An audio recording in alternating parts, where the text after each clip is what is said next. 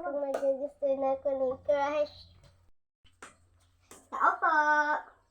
Sino yan? Ako to si Lika. Ikaw pala, Lika. Oo, ako nga. Magandang umaga, Lika. Salamat. Lika.